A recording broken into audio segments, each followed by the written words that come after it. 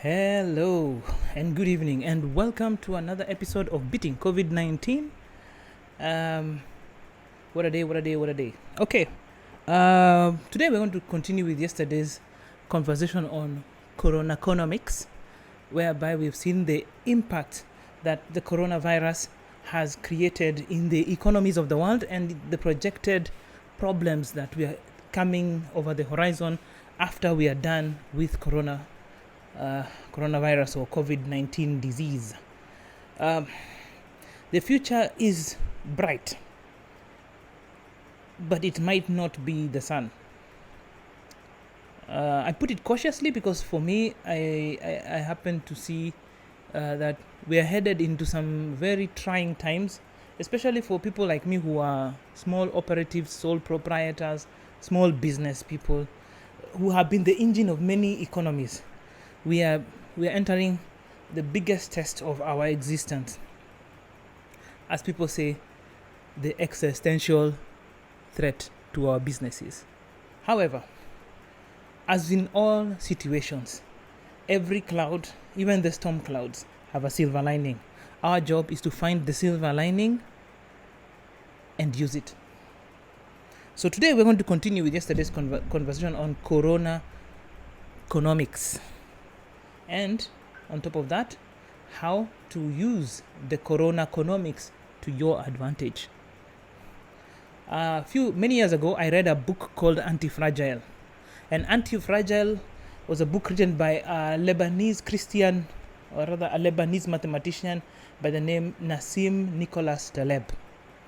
I urge you to look for it. It gives a very good illustration of black swan events and also how to make an anti-fragile business. They didn't tell you how to do it, you just needed to know what anti-fragile was, and then you would inculcate those cultures in your trade. Now, spoiler alert. What is the opposite of fragile? And that was the opening question. And it most people say it is durable or break-proof or whatever. But the opposite of fragile, if fragile means easily broken, cannot sustain pressure, cracks under pressure, then the opposite of fragile would be that it gets stronger under pressure.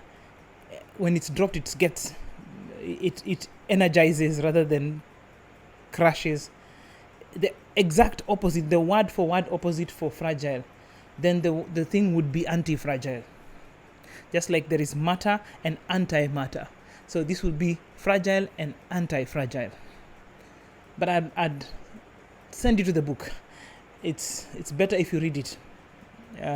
It's been out for a while, so I'm sure there are PDF copies floating all over the internet. So I suggest you look for it, read it, or look for the audiobooks and listen, and you will understand more of what I'm saying. But today, I'm going to mention the first sickness that the economy has got from the coronavirus. Don't forget, it's a virus. So it will now generate an illness. That illness is the physical illness which everyone's suffering from, and people are immune, they're recovering, some are avoiding like us, and the ones who are getting sick, some are passing away, and some are really going through a hard time, and some don't even feel anything. That's the physical, the physical viral attack. But the economic viral attack, which is coming, I want to call it the corona colic. These are all tongue twisters. The corona colic. Now, like with every child, if you've had a child in your life, you know that colic is one of those conditions which are very hard to diagnose because the symptoms is crying. And you cry about everything. You're not wet, you've not soiled yourself, you're not cold, you're not hungry, but you're crying. And children with colic tend to be a mystery. And colic, even in the broadest sense of the term, is a mystery even to the medical field as to how to solve the problem. And the medical industry has tried to give solutions, but it's up in the air. And I use the word colic because, you see, we do not know. There will be a lot of tears when this economy tanks or suffers. There'll be a lot of tears. We'll see them on TV. and listen them on radio, and watch the news and read the papers of businesses that once were golden and now they are shambles, of people who've lost fortunes and people who have suffered, who are being evicted, who are losing their homes, their vehicles, whose houses are being foreclosed. There will be tears. But like Colic, we can't put a finger exactly when the rain started beating us. Because the reaction to the virus was supposed to be to the virus only, not to your pocketbook. So, let me give you the 5 simple symptoms of what causes corona colic. Kawaida notes ziko. Corona colic. These are just my observations. Number 1, over-reliance on the cheaper supply chain. I'm sure all of you always go for the cheaper cost thing.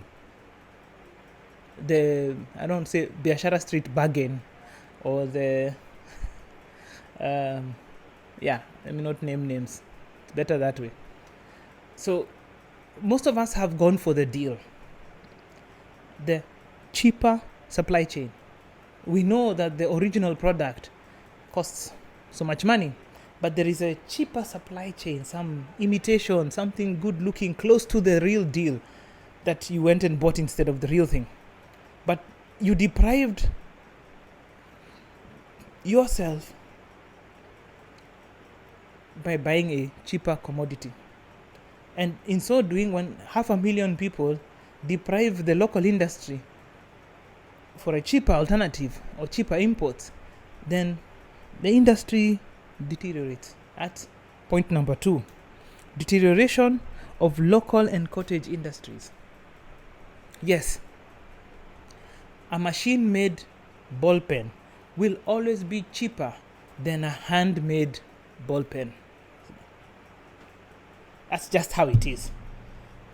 One is a mold punched out thousands of pieces per second or per minute or per hour, whereas the handmade one is a labor of love, and it's an act of human precision, and it's a thing of beauty. So it will definitely cost more. Let me give you another example. The difference in cost between cigarettes and cigars. Now, cigarettes are machine made, roll, paper, tobacco, pop, pop, pop, finished. Cigars are handmade, cured tobacco, rolled in oils and everything, and it's made. The other one is manufactured. Yes. So when we over-rely on the cheaper supply chain, we deprive the manufacturer of quality goods the funds they need to remain afloat. Hence, we supply the sub-market flush with cash, and yet they are never going to produce higher quality goods. I don't know if I can give you an example. If you buy a cheap car, for example, something that's put together with sellotape and glue, and you buy it because you can buy 10 of those cheap cars against one of the original ones. And this used to be a question long ago. It says, if a Mercedes-Benz costs 10 million, Mercedes-Benz Maybach, for example, costs 10 million. We can say that. We can debate. Maybe it is. And then you have a choice to buy a cheap car which costs 20% that cost. So for 10 million, it's like 2 million. So somebody said, no, I'd buy 4 of those cheap cars, and then I'd have 4 cars that I'd run, and they'll earn me another 4 cars. And then what about the expensive car? Oh, the expensive car. No, nobody wants to touch that. Leave it alone. Yet, if you buy 4 painted junks, when they die, they remain with you. And every successive set you buy remains with you. Whereas the high-end item has a very long life. You live long with that one item. But that's just my logic. people's logics are different. Because of the over-reliance of the cheap supply chain, the deterioration of industry and cottage, local and cottage industry, the third thing happens, there is a lack of ingenuity. As in, because you never make anything yourself, you only rely on cheap imitations. That leads to what is called a copy and paste business plan. Now, if you are somebody who's on Facebook or these Facebook groups and so on, these business groups, you'll always find somebody selling, oh, would you like to run an M-Pesa? Here is the blueprint of the business plan of how to run an M-Pesa. This is how you run a chicken farm. This is how you run a cabbage farm. This is how you run a pig farm. This is how you run a what farm. This is how you copy and paste. That's exactly what the guy is saying. Copy and paste. It's like find and replace. You get a business plan that says the most successful industry in the world is newspapers. Then you search for all the entries of saying newspapers and say cars, selling cars. So it reads the most successful industry in the world is selling cars. Then you go back in there, you print out 10 copies of that, give somebody, then you say, okay, remove selling cars and find selling cars and then put in that place M-Pesa shops. And then you do the same thing. It's a boilerplate.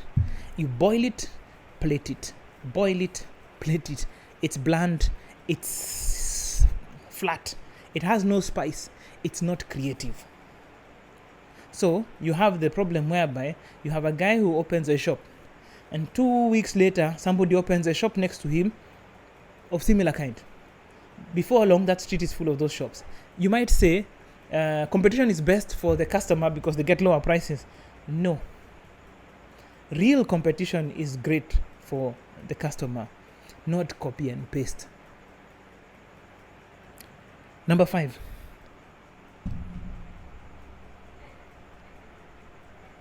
No, number 4, sorry. Over-reliance on the government or private sector. You see, in this nation, we have 2 gods. The government, the private sector. Now, the government, the best customer is the private sector. The private sector, best customer is the government. The government pays more money to the private sector for services. The private sector offers the government a lot of money, incentive for the government to use them. Now, where are you? Uko wapi? You're the Jua Kali guy. Is there a tender for Jua Kali people to supply the government with something? Is there a tender to supply the private sector with something? Yes. Famous statements were never said. And that leads to point number 5. Number 5 is the handout mentality versus the hand-up mentality. The handout mentality is like, naomba serikali ije kwangu inisaidie, nimenyeshewa na mvua, sina dari. Handout. Hand-up mentality is, naomba serikali isaidie wale wenye wanatengeza makuti, watengeze makuti nyingi ili bei ya makuti ishuke niweke dari yangu. Hand-up mentality. Maybe I use a different word. Let's see. There is the fishing mentality and the fish selling business. Okay, so the fishing mentality goes like, I need a boat, I need some lines, fishing lines, and then the fish industry is like, I just want packaging, a lot of packaging for imported fish. And that's what happens. Nobody works, just go to the shop, buy imported fish.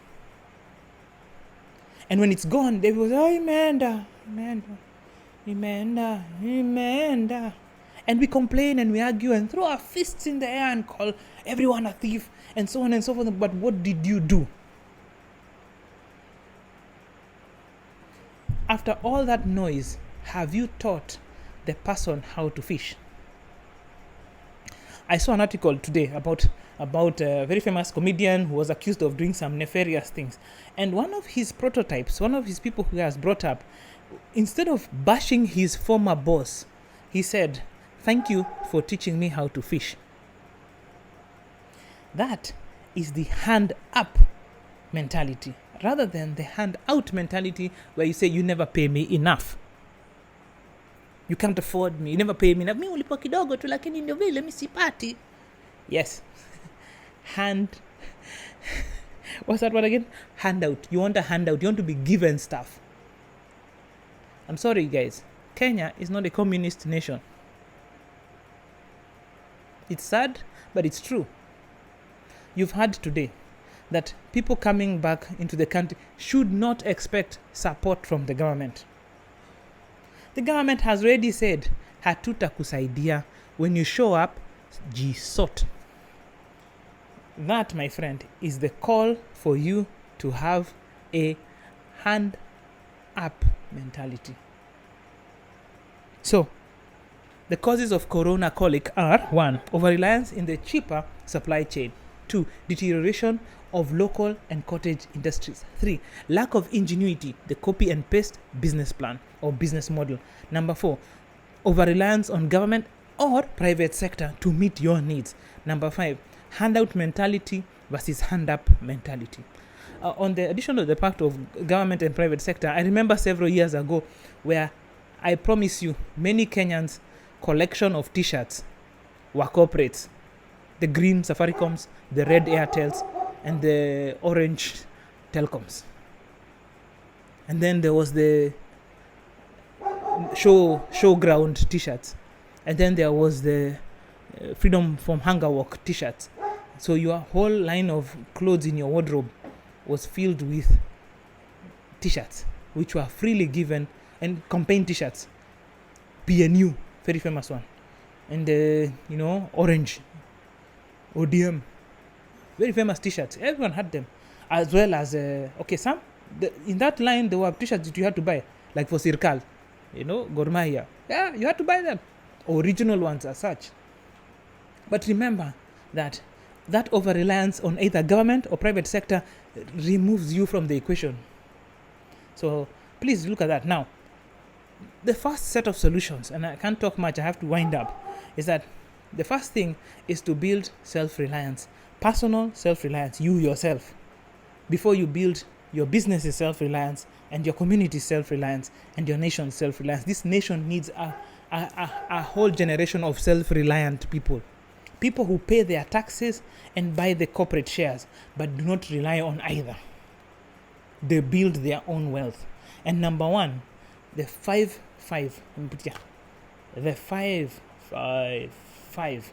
pillars of self-reliance, which you need to have. 1, food self-reliance. If you can buy food, buy it. If you can't buy it, grow it. 2, transport self-reliance. You need to have a way to get to where you're going. Save money, buy a scooter, buy a bike, buy anything, but come out from the mainstream and get yourself to work and back at the times that you please. 3, communication self-reliance, which means you don't have to rely on free givings, free offers. You can be able to pay for your own internet connection, buy your own bundles, and save and make your communication cost as cheap as possible. 4, energy self-reliance. You need to be able to know that even a UPS is an example of energy self-reliance, meaning that when power goes, if you can get a panel or two and power your own house, power the vital things that keep your business running, then you are achieving energy self-reliance. 5, enterprise self-reliance, the ability to create business. As in, you can make a business and run it. Which means you should get out of the lack of ingenuity, copy and paste business plan, and start thinking a lot about what would make a successful business. This is answer 1. There are very many more, and I will urge you to listen to tomorrow's episode where we cover the next solution to overcoming the corona colic. I want to thank you for staying with me for this long. It is about 20 minutes in. It's a long session. But I wish you all the best, and I want to see you all in the next one. Good night and God bless.